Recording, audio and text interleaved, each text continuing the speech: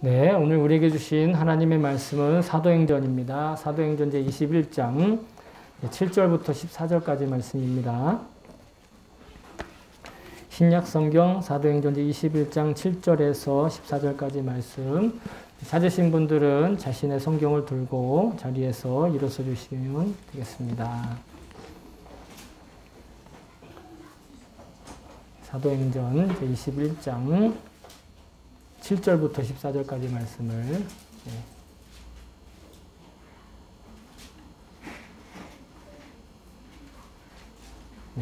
됐습니까? 7절. 그럼 같이 받들어 읽도록 하겠습니다. 시작. 우리는 두로에서 출항하여 항해를 끝마치고 돌레마이에 이르렀다. 거기서 우리는 신도들에게 인사하고 그들과 함께 하루를 지냈다.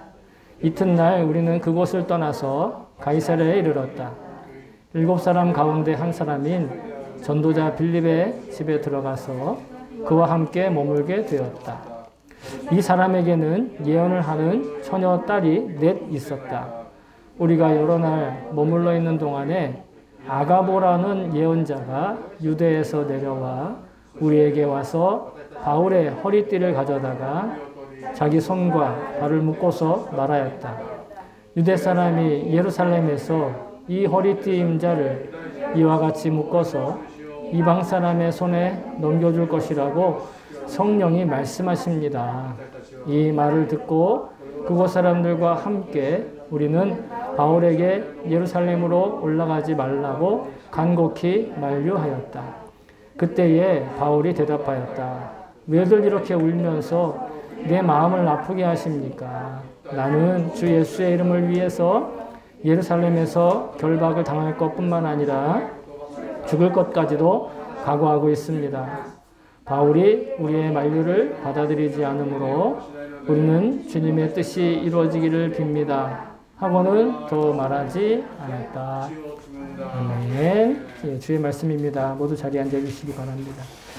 그럼 제가 우리 설교를 위해서 잠깐 주님께 기도하도록 하겠습니다. 참 좋으신 하나님 아버지 감사합니다. 오늘도 이 귀하고 복된 시간을 주시고 무익한 종을 또 이 귀한 자리에 세워주시고 하나님의 귀하신 백성들 앞에서 주의 말씀을 온전하게 전하고 선언할 수 있는 시간 주심을 감사드립니다. 비록 인간의 말의 언어와 또 말의 습관과 또 말하는 법을 쫓아서 주의 말씀을 전하지만 우리 각자 안에 살아계신 성령님께서 이 말씀을 통해 하나님이 친히 주시는 금성과 또 그 마음을 알아들을 수 있는 또 이해할 수 있는 영적인 지혜를 허락하여 주시옵소서. 이 시간 성령님께서 말하는 자나 듣는 자가 하나 되게 하여 주시기를 원합니다. 감사드리며 예수님의 이름으로 기도합니다. 아멘. 할렐루야. 제 이름을 찬송합니다. 아멘. 자, 여러분 예수 믿는다는 거 그리고 교회를 다닌다는 거 그냥 습관이 되어서 다닐 수도 있겠지만 종종 우리는 내가 예수를 왜 믿고 교회를 왜 다니는가 교회를 다니면서 우리가 누리는 복은 무엇인가 그런 것들에 대해서 정말 진지하게 자신을 향해서 한번 질문을 던져볼 필요가 있다라고 생각을 합니다. 왜냐하면 정작 자기가 예수 믿는 복을 누리고 예수 믿는 것 때문에 복을 누리고 있음에도 정작 그것이 무엇인지 제대로 믿어지지가 않고 그것이 진짜 복이라고 생각되어지지 않는 경우들이 있기 때문입니다. 성령님께서 우리에게 음성을 주실 때는 그러한 것들을 가르쳐 주십니다. 앞으로 내가 어떤 일을 겪을지, 앞으로 내가 어떠한 삶을 살게 될지 그런 것들은 자기가 결정하는 것이지 성령님께서 우리에게 주신 음성은 내가 정말 예수 믿고 무슨 복을 얻었는가, 어떠한 복된 삶을 살고 있는가. 오늘 다시금 우리가 예배를 통해서 주님께서 주시는 그 놀라운 응답을 다시 한번 회복하고 마음속에 충만히 임하시기를 다시 한번 여러분들 축복합니다. 자, 바울이 이제 예루살렘으로 가는 여정 가운데 계속 있는 내용들을 나누고 있습니다. 뭐 지난 주일엔 야외 예배 때문에 우리가 다른 본문을 함께 나누었는데 지지난주 본문에 이어서 오늘 지도를 잠깐 보시면서 제가 알려드리면 바울과 그의 일행들이 이 그리스 남부 지역을 떠나서 배를 타고 두로에까지 이르렀죠. 두로에서 그 밑에 돌레마이라는 곳에 하룻밤을 묵고 다시 가이사랴라고 오늘 본문의 주된 장소인 가이사랴라는 곳에 왔다라고 오늘 본문이 시작을 하고 있습니다. 그러니까 대충 지리가 이렇게 된다는 것을 알려드립니다. 그리고 이 밑에가 바로 예루살렘. 가이사랴에서 그 카이사르라고도 부릅니다. 보통 그 현대 지리에서는 이 카이사르에서 예루살렘까지 약 60km 정도 떨어져 있는 그런 지리적인 위치에 있는데 사실 우리가 사도행전을 읽다 보면 자주 나오는 지명 중에 하나가 가이사랴예요. 복음서에는 자주 나오진 않습니다. 한 2번 정도 등장을 하는데 주로 예수님이 유대인 제자들과 함께 활동했던 지역은 이 예루살렘 지역입니다. 지금도 오늘날에도 예루살렘이라고 부르죠.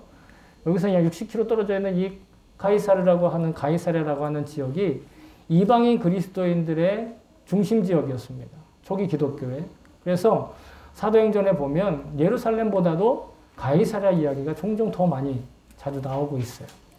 특별히 이 가이사랴에서 유명한 일이 바로 고넬료라고 하는 로마인 백부장, 즉 군인이 이 가이사랴에 머물고 있었는데 여기서 베드로를 초청해서 자기와 자기 가족들이 복음을 듣고 구원받고 세례받았다.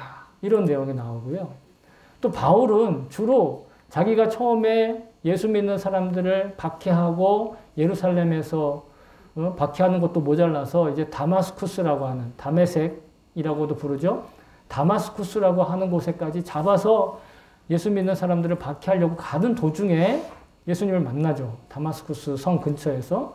그리고 나서 곧바로 어디로 자기 고향으로 갔다가 본격적으로 복음을 전파하고 말씀을 전파하는 훈련을 어디에서 받느냐? 바로 이 가이사랴에서 받아요. 가이사랴에서 그러니까 복음 전도자로서의 여러 가지 경험과 배움과 이런 것들을 바나바라고 하는 사람으로부터 배우게 되죠. 어쨌든 이 가이사랴는 초기 기독교, 이방인 기독교인들에 있어서 매우 중심적인 복음 전도의 역할을 하고 있었다. 이런 것입니다. 그리고 이곳은 또 무엇으로 유명하냐면 전도자 빌립의 고향이었습니다. 오늘 전도자 빌립이라고 하는 사람의 이름이 등장하거든요.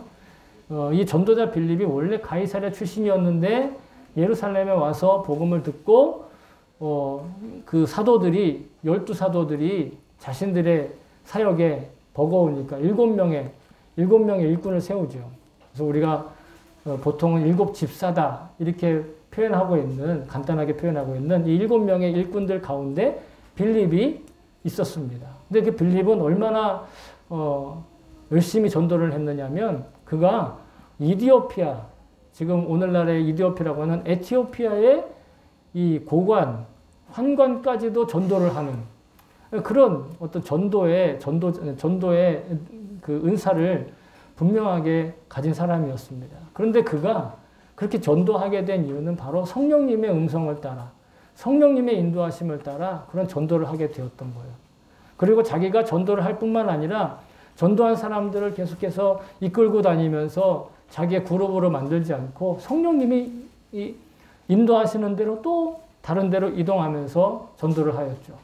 그래서 사도행전 8장 39절에 보시면 이런 구절이 나오는데 여기서 둘이 물에 올라올새 주의 영이 빌립을 이끌어 간지라. 여기서 말하는 둘이란 에티오피아 환관, 네시, 즉 에티오피아의 고관이었던 간다게라고 하는 사람이 있는데 그 사람에게 세례를 주고 거기서 그와 함께 공동체를 만든 게 아니라 그냥 빌립은 또 성령님이 이끄시는 대로 다시 또 출발을 해서 아소도에 나타나 여러 성을 지나다니며 복음을 전하였다. 그리고 자기의 고향인 가이사랴에 정착을 하게 된 거예요. 그래서 그때 이후로 빌립은 계속 가이사랴에 살고 있었습니다. 그 가이사랴의 집에 오늘 바울과 그의 일행이 잠시 머물렀을 때 그때 일어난 일입니다. 빌립이 딸이 넷이 있었다고 했습니다. 아직 결혼을 하지 않은 미혼의 딸 4명이 있었는데 모두 다 예언을 하는 사람이었대요. 말 그대로 하나님의 말씀을 전하는 그런, 그리고 하나님께서 주신 감동으로 주의 말씀을 전하는 그런 역할을 했죠. 뭐 점쟁이라고 생각하시면 안 돼요. 점쟁이는 아닙니다. 점쟁이 아니고 하나님의 말씀을, 하나님의 주시는 감동을 따라 전하는 사람. 그러니까 빌립의 집에는 그러한 은사를 가진 사람들이 자주 찾아왔어요. 그 중에 오늘 본문에 나오는 가이보라고 하는, 아가보, 죄송합니다. 아가보라는 사람이 등장을 해요. 근데 이 아가보라는 사람이 바울에 대해서 예언을 하는 겁니다. 근데 아가보라는 사람이 갑자기 오늘 등장하는 것이 아니라 실은 사도행전 11장 28절에 한번 등장했었어요. 무슨 예언을 했느냐면 당시 전 세계적으로 큰 기근이 들 것이다. 그런 예언을 하고 실제로 그 일이 일어나요. 그때가 어느 때냐면 바로 글라우디오 때다. 이렇게 글라우디오 아우구스투스라고 하는 황제의 때에 실제로 큰 전 세계적인 기근이 일어났는데 이 아가보가 그 일을 미리 예언했다는 거예요. 그러니까 아가보의 예언은 사람들이 공신력이 있죠. 한번 예언한 것이 실제로 성취되었고 일어났기 때문에 아가보의 예언은 가볍지 않은 예언이었던 거예요. 그냥 소위 말해서 어디서 듣지도 보지도 못한 사람이 와가지고, 예? 요즘에 그런 사람들이 이렇게 부른다면서요? 뭐 듣보잡이다 이렇게 부른다면서요? 근데 이걸 어떻게 번역을 하지? 죄송합니다. 통역자를 늘 생각해야 돼요.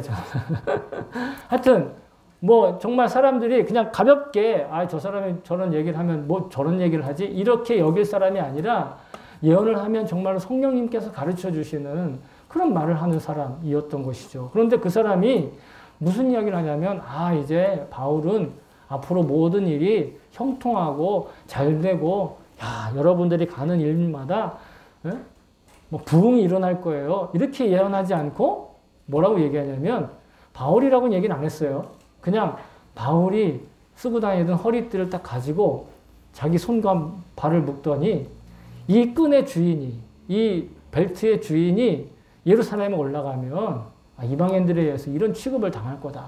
이렇게 얘기를 합니다. 그러니까 얼마나 황당하겠어요. 그죠? 그런데 여러분, 아가보만이 바울의 운명에 대해서, 아가보만 바울이 앞으로 어떤 고난을 겪을지에 대해서 말하진 않았어요. 자, 사도 바울도 자기가 어떤 운명, 앞으로 어떤 어려움이 처할지를 이미 알고 그것들에 대해서 제자들과 자기의 일행들에게 대해서 종종 이야기했어요. 그 대표적인 예가 20장 23절에 나오는 에베소의 장로들에게 말할 때 그때 뭐라고 얘기했냐면 오직 성령이 각 성에서 내게 증언하여 결박과 환난이 나를 기다린다 하시나. 결박과 환난이 자기를 기다리고 있다는 걸 사도 바울은 알고 있었어요. 근데 여러분, 각 성에서라고 얘기하고 있잖아요.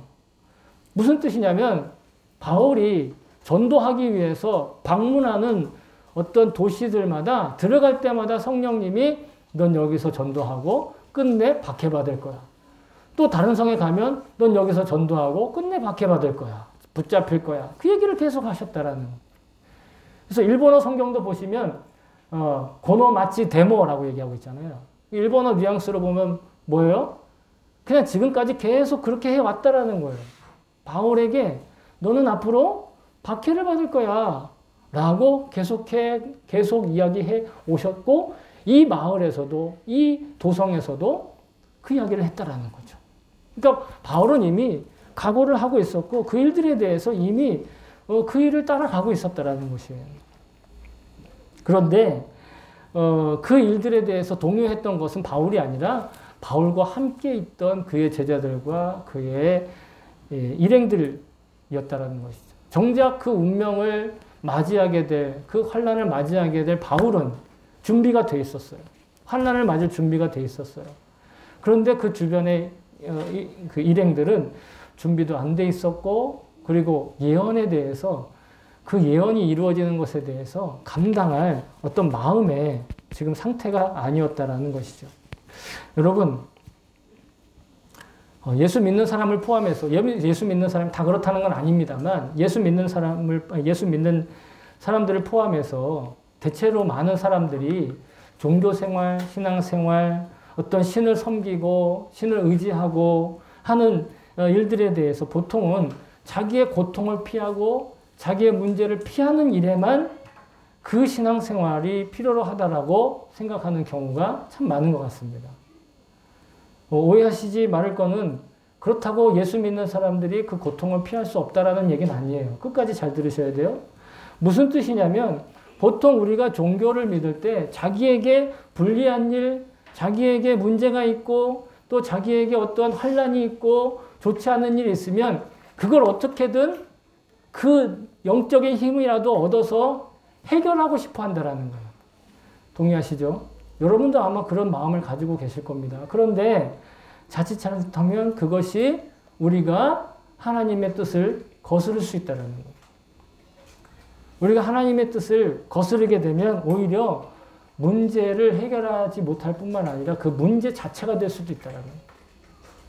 그러면 그리스도인들에게는 중요한 게 뭐냐? 아니 그럼 목사님 그리스도인들은 문제 해결하지 말라는 뜻입니까? 맨날 문제투성의 삶으로 살라는 말입니까? 그 뜻이 아니라 우리에게는 더 이상 문제가 문제되지 않는다라는 것입니다. 문제를 해결하지 못해서 안타까워하고 문제 해결하지 못해서 좌절하고 실망하는 삶이 아니라 내 앞에는 문제가 있어도 어려움이 있어도 환란이 있어도 더 이상 그것은 나에게 문제도 안 되고 환란도 안 되고 어려움도 안 된다라는 거예요. 문제가 없는 것이 아니라 문제가 문제되지 않는 삶. 여러분 이것이 복음의 능력이라는 거예요. 복음의 능력은 복음을 잘 믿고 있으면 남들은 다 문제에 부딪혀 있는데 나만 그 문제를 쏙쏙쏙 피해가는 비 내릴 때 비 사이로 막가 하는 비 사이로 막가라는 사람이 있는 것처럼 그렇게 싹싹싹싹 피해가는 어떤 묘안을 찾아가지고 막 요리조리 피해가는 그런 노하우를 아는 게 복음을 믿는 게 아니라는 거예요. 복음을 믿는 사람은 문제에 부딪혀도 어려움에 부딪혀도 고난에 부딪혀도 그걸 돌파할 내면 세계의 능력이 저력이 쌓여간다는 거예요. 자신의 인생이 깊어져 가는 거예요. 여러분 복음은요. 어떤 문제 해결을 위해서 아니면 자기의 어떤 성취한 꿈을 이루기 위해서 쌓아두는 어떤 마일리지 같은 것이 아니에요. 복음을 통해서 우리는 복음의 관심사는요. 인간의 욕구를 얼마나 충족시켜야 하는지에 있지 않고 그 사람이 얼마나 깊어지고 얼마나 커지고 얼마나 지평이 넓어지느냐 하는지에 그때 관심사가 있다는 거예요. 그래서 복음의 관심사는요. 사실은 하나님 나라에 초점이 맞춰져 있는 거예요. 하나님 나라만큼 깊은 곳이 없고요. 하나님 나라만큼 넓은 곳이 없고요. 하나님 나라만큼 큰 곳이 없어요. 복음의 관심사는 우리 인생사의 문제 해결이 아니라 하나님 나라에 있다라는 거예요. 우리가 하나님 나라에 대해서 분명히 붙들고 있을 때 비로소 우리 인생의 문제가 문제도 아닌 것이 된다라는 거예요. 그러니까 우리는 하나님 나라에 초점을 맞추는 것. 그래서 예수님도 하나님 나라에 대해서 가르쳐 주셨어요. 사람들이 물었습니다. 주님, 예수님, 하나님 나라 어디 있습니까? 하나님 나라가 어떻게 생겼습니까? 그때 하나님 나라에 대해서 예수님이 많이 가르쳐 주셨는데 이렇게 말씀하셨어요. 하나님 나라는 또 여기 있다 저기 있다고도 못하리니 하나님 나라는 너희 안에 있느니라.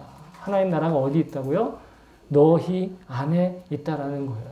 이건 한 개인 안에 있다라는 것이 아니라 하나님의 나라를 믿고 하나님의 백성이 된 사람들, 그 사람들의 관계 안에 있다라는 것이에요.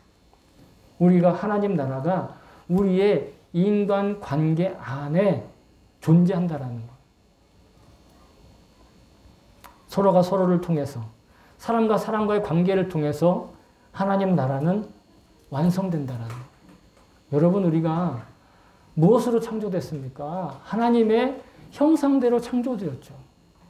하나님의 형상으로 창조된 사람과 하나님의 형상으로 창조된 사람 사이의 관계가 하나님 나라라는 거예요. 이상적인 하나님의 천국이라는 거예요. 너무 어렵게 들릴지 모르겠는데 제가 다시 간단하게 간단하게 간추려서 말씀드리면 사람이 사람다워지는 것, 그것이 하나님 나라라는 거예요. 사람이 사람답게 살 수 있게 되는 것, 그것이 하나님 나라 천국이라는 거예요. 그러니까 죽어서 가는 나라만 천국이 아니라 지금 이 땅에서도 이미 우리는 하나님 나라를 얼마든지 경험하고 체험하고 맛보고 누릴 수 있다는 것이죠. 그게 복음의 목적이에요. 그 복음의 목적대로 살다 보면 그냥 내가 일상생활에서 겪는 문제, 뭐 어떤 어려움, 환난 이런 것들은 문제도 안 된다는 거예요. 아주 작은 지나가는 일들로만 여겨진다는 것이죠. 그래서 복음이란 우리를 하나님 나라의 천국으로 인도하는 보물지도와 같다. 전 그렇게 표현하고 싶습니다. 보물지도예요. 하나님 나라라고 하는 그 보물을 찾아낼 수 있는 보물지도. 그것이 복음이에요. 근데 그 복음의 주인공이 누구냐? 바로 예수 그리스도. 예수 그리스도께서 우리의 구원의 완성을 위해서 십자가에 죽으셨다가 다시 살아나신 것. 예수 그리스도께서 십자가에 죽으셨다 다시 살아나신 것, 그것만 해도 많은 설명이 필요하니까 그냥 간단하게 말씀을 드리는 것 뿐이지만 예수님께서 십자가에 죽으셨다가 부활하신 것, 이것이 우리에게 복음이라는 거예요. 그것을 통해서만 우리는 하나님 나라를 맛볼 수 있는 것. 그게 아닌 것들은 우리를 괴롭게만 하는 거예요. 그것이 아닌 것들은 우리를 언제나 늘 속박하는 거예요. 자유롭지 못하게. 바울은요, 우리가 이런 구원을 우리의 노력이나 우리의 능력이나 아니면 내가 노력해서 갖춰야 될 실력이나 또한 선행과 같은 것으로 획득하는 것이 아니다라고 얘기했어요. 오로지 하나님의 은혜, 하나님의 은혜와 같은 선물로 우리에게 주셨다라는 거예요. 전혀 우리는 가망성도 없고 전혀 구원받을 어떤 여력도 없던 우리, 그냥 죄인이었던 우리를 위해서 예수님께서 일방적으로 그 일을 하셨다라는 거죠. 그래서 바울은 이렇게 고백을 합니다. 로마서 5장 8절에 우리가 아직 죄인 되었을 때 그리스도께서 우리를 위하여 죽으심으로 하나님께서 우리에 대한 자기의 사랑을 확증하셨느니라. 아멘. 여러분, 그러면서 바울이 뭐라고 보충 설명을 하냐면 세상에 좋은 사람들을, 선한 사람들을 위해서 죽을 사람 거의 없다. 혹 정의를 위해서 자기의 몸을 내어주는 사람이 있을지 몰라도 죄인을 위해서 죽을 수 있는 사람이 누가 있겠느냐? 그가 누구다? 바로 예수 그리스도란. 여러분, 우리가 그 행동이 잘못됐다라는 건 아니지만 어떤 죄인을 욕하고 어떤 죄인에 대해서 정죄하고 어떤 죄인에 대해서 판단하는 것 너무 자연스럽지 않습니까? 근데 그 죄인을 위해서 자기의 목숨을 내놓는다고요? 미친 거죠. 예수님이 우리를 위해서 그렇게 하셨다라는 거예요. 그래서 그것이 은혜라는 겁니다. 너무 간단하게 말해서 잘 전달되지 않는데 정말 우리가 그 죄인, 자기가 하나님 앞에 죄인이라고 생각한다면 하나님께서 그 죄인을 위해서 자기의 아들을 그냥 제물로 바치신 거예요. 이건 말도 안 되는 거죠. 있을 수가 없는 일입니다. 그런 있을 수가 없는 말도 안 되는 그 사랑과 은혜를 지금 우리가 받고 있다는 거예요. 바울은 그것 때문에 자기의 목숨을 내놓을 수 있었다는 거예요. 바울은 그래서 자기가 환난 받는 것도 두려워하지 않게 되었다는 것이에요. 그런데 여러분, 누누이 말씀드리지만 우리가 다 바울처럼 뭐 목숨을 담보로 하고 죽음을 각오하고 복음을 전하는 그런 사람이 되어야 된다. 뭐 전사나 투사와 같은 그런 사람이 되어야 된다. 예? 그러니까 이제 지금부터 여러분 다 자기 직장 버리고 학업도 다 포기하고 가정도 다 포기하고 오로지 나가서 복음 전도지만 열심히 전해라. 이렇게 말씀드리는 게 아니라는 거예요. 그런 뜻이 아닌 건 아시죠? 우리가 바울처럼 그렇게 살라는 뜻이 아니에요. 그러나 바울이 그렇게 목숨 바쳐 전했던 그 복음이 얼마나 귀하고 복되고 우리에게 능력이 되는지 그것만큼은 우리가 잊지 말아야 된다는 거예요. 바울과 똑같이 그렇게 살라는 것이 아니라 바울이 목숨 바쳐 그렇게 전했던 복음, 왜 그 사람은 그렇게 목숨 바쳐 복음을 전해야 했는가? 그 정도는 우리가 알고 예수를 믿어야 한다는 것이죠. 그게 우리 일상생활에 내게 주어진 삶의 자리를 성실하게 지킴으로써 근면하게 지킴으로, 부지런히 지킴으로써 그걸 이루어갈 수 있는 거예요. 바울에게는 바울의 길이 있었고 지금 오늘 우리에게는 우리에게 주어진 삶의 자리와 길이 있다라는 거예요. 바울이 그렇게 목숨 바쳐서 복음을 전했던 것처럼 내게 주어진 삶의 자리에 나의 모든 것들을 다 쏟아 넣어 그렇게 살아갈 우리에게는 의무와 권리가 있다는 거예요. 그건 의무이면서 동시에 권리라는 것이죠. 하나님 나라를 위해서 쓰여지는 거예요. 하나님 나라를 위해서 내 삶이 사용되어지는 거예요. 여러분 오늘 말씀을 통해서 우리가 확실히 해둬야 될 메시지가 있는데 바로 지금 말씀드린 것처럼 우리에게 주어진 영적인 에너지와 우리의 일상생활에 주어진 실력과 재능들과 이 모든 삶의 우리의 소유들을 어떻게 활용하고 사용하는가. 그것이 오늘 메시지의 핵심이라는 거예요. 많은 사람들이 예언을 듣고 성령의 충만함을 얻고 성령의 능력을 얻으면 그저 자기의 욕심을 채우는 일에 그저 자기의 욕망을 불태우는 일에 쓰려고 해요. 그러나 그것이 우리에게 능력이 아니라는 거예요. 아가보는 그저 예언을 듣고 자기가 해야 할 일을 했을 뿐이에요. 사실 아가보가 예언을 하면서 자 그러니까 바울을 말리시오 이렇게 얘기하지 않았어요. 그냥 아가보는 자기에게 주어진 예언을 따라 얘기했을 뿐이에요. 근데 그 예언에 대한 반응이 두 가지였죠. 바울의 일행들 대다수는 어떻게 반응을 했어요? 야 위험하대 가지마. 이게 그들의 반응이었고 바울의 반응은 어땠습니까? 그래 내가 지금까지 하나님으로부터 받았던 이 음성이 확실한 거야. 난 앞으로 갈 거야. 위험하지만 이 일은 하나님께서 분명하게 내게 허락하시는 일이야 하고 간다라는 거죠. 우리가 예언을 들었을 때 혹은 성령의 음성을 들었고 성령의 감동을 받았고 성령의 충만함을 느꼈을 때 우리는 어떠한 반응을 할 것이냐. 그게 중요하다라는 거예요. 나는 어떤 반응을 할 것인가. 제가 좀 개인적으로도 알고 있는 그 파라과이의 우리 감리교 선교사님 중에 임동수 선교사님이라고 계세요. 최근에 그 선교사님도 동행일기를 쓰시는 예수 동행일기 쓰시는데 그 일기 가운데 몇 편을 묶어서 책을 내셨어요.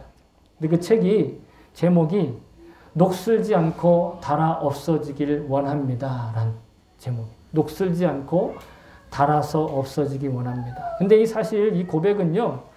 이 선교사님이 아주 생각해낸 그런 표현이 아니라 원래 18세기 영국 부흥을 이끌었던 존 웨슬리와 그와 동역했던 조지 휘필드라고 하는 설교가가 있었어요. 조지 휘필드라고 하는 설교가가 자기의 일기에 그렇게 쓴 거예요. 뭐라고 썼냐면 나는 녹슬어 없어지기보다 닳아 없어지기를 원하노라 하고 개인적으로 자기 그 일기에다 고백을 해요. 나는 녹슬어 없어지기보다 닳아 없어지기를 원한다.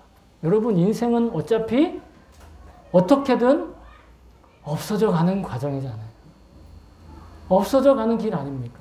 지금은 화려하고 지금은 보다 건강하고 지금은 많은 것들을 누리고 있을지 몰라도 인생이란 주님 앞에 가는 그날까지 조금씩 없어져 가는 거예요. 그런데 그저 내 걸 지키겠다고 녹슬어서 없어지고 녹슬어서 사가 없어질 것이냐 아니면 주님께 쓰임받아서 닳고 닳아서 없어질 것이냐.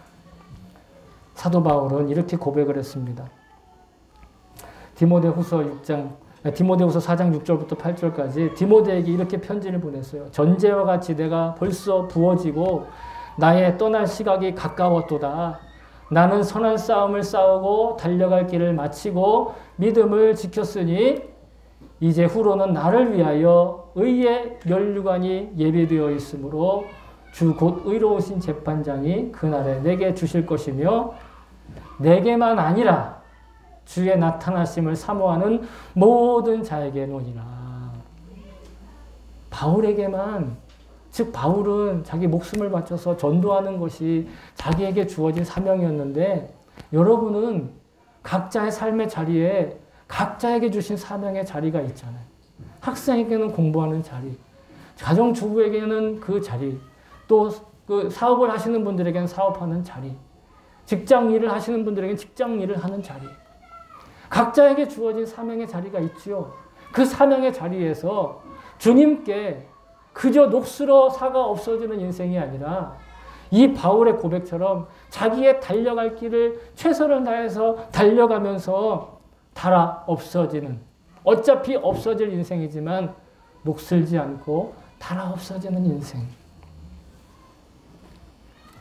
자신이 피를 전부, 이 전제라는 것은 피를 다 쏟아 부어 내리는 제사를 말하는 거예요. 그러니까 지금이 자기가 지금 바울이 자기의 죽음이 임박한 것을 느끼면서 자기는 이미 이제 물이 다 쏟아져서 드려지는 제사처럼 드려지는 그런 운명에, 그런 지금 지경에 처해 있다라고 고백하면서 지금까지 자기가 달려와 모든 것들이 다 소진되어 없어지는 것, 오히려 다 사라져버리는 것이 영광의 면류관을 받는 모습이다. 이렇게 얘기하고 있다. 그렇게 노력해야만 겨우 영광의 면류관을 받는 것이 아니라 전부 다 달아 없어진 그런 모습이 바로 영광의 면류관의 그 모습이다. 소진이는 정말 좋겠어요. 이름에 그 소진이 딱 붙어 있잖아. 무슨 뜻인지는 댁으로 가시면서 이해하실 수 있기 바랍니다. 바울이 단지 자기의 죽음을 각오하고 열심을 다했기 때문에 위대한 것이 아닙니다. 자신의 인생이 모든 것들이 다 자기에게 주어진 모든 것들이 다 소진되어지고 또 다 써버리고 다 달아 없어질 때까지 끝까지 자기의 삶의 자리를 포기하지 않고 주님께 쓰임받았기 때문에 그래서 위대하다라는 것이죠. 그는 자신의 존재를 자랑하려고 자기 자신을 과시하기 위해서 살지 않았습니다. 자신의 존재감을 유감없이 활용해서 달아 없어지도록 사용하기 때문에 그의 삶이 위대하다라는 것이죠. 여러분, 성령의 음성은 이렇게 자기 자신을 나를 구원하신 그분의 복음과 그 은혜와 그 사랑을 위해서 사용하기 위해서 듣는 것인 줄로 믿습니다.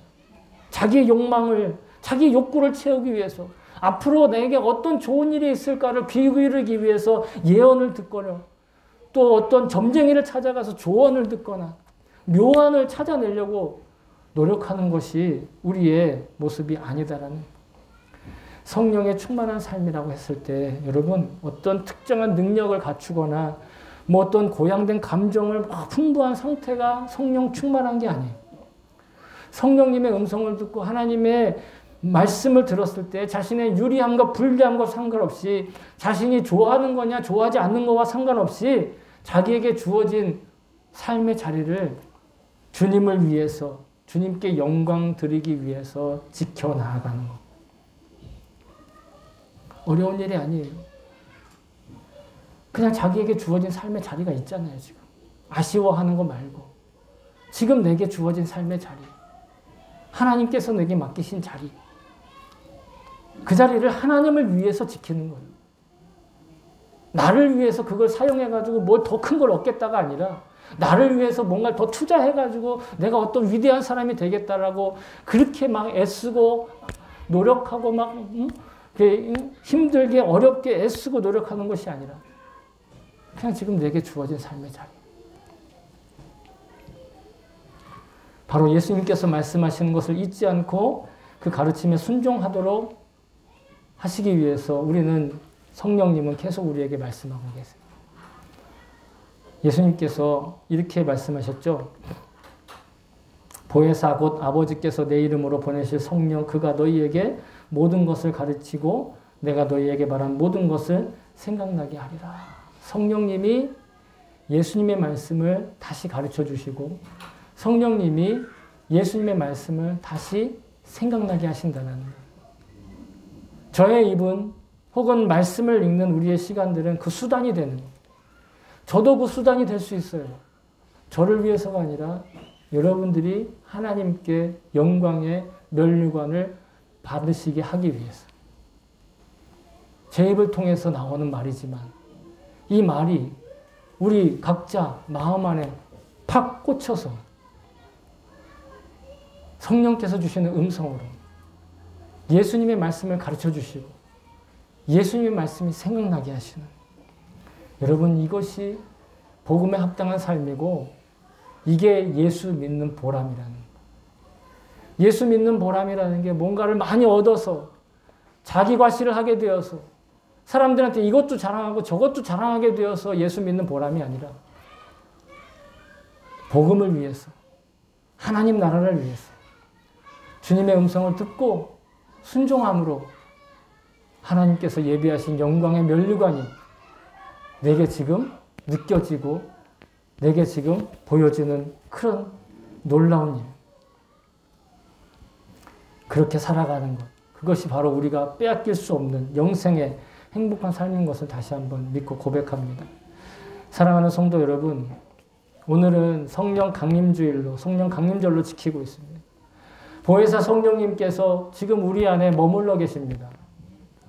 길이요 진리요 생명이시며 복음이신 우리 주 예수 그리스도를 잊지 않게 하시려고 내게 지금 말씀하고 계십니다. 그 음성을 듣는 자는 단지 미래의 일을 점쳐서 앞날의 우환을 피하고 성공을 쟁취하기 위해 애쓰고 노력하는 일에 자신의 에너지를 낭비하지 않습니다. 자기 자신의 욕망을 지키느라 자기에게 주어진 달란트에 녹이 슬어 없어지는 삶이 아니라 오히려 그 달란트와 그 재능을 쓰고 또 써서 달아 없어지는 삶을 기꺼이 받아들이게 된다는 것을 저는 믿습니다. 그리고 지금 저와 여러분에게 주님은 어떤 재능을 맡기셨나요? 어떤 삶의 자리로 인도하고 계시고 또한 어떤 달란트를 베풀어 주셨나요? 여러분 그 삶의 자리를 온전하게 성실하게 지키는 일에 성령께서 주신 능력으로 살아가실 수 있기를 다시 한번 여러분 소망합니다. 그리고 성령으로 충만하여 생각나게 하시는 예수님의 마음에 정말로 온전히 순종할 수 있기를 다시 한번 여러분들을 축복합니다. 저와 여러분이 늘 우리와 동행하시는 주님의 마음으로 채워져서 자아의 욕망은 죽고 오로지 예수 그리스도로 채워진 일상의 은혜를 감격하며 누릴 수 있는 저와 여러분 되실 수 있기를 다시 한번 주의 이름으로 축복합니다. 아멘.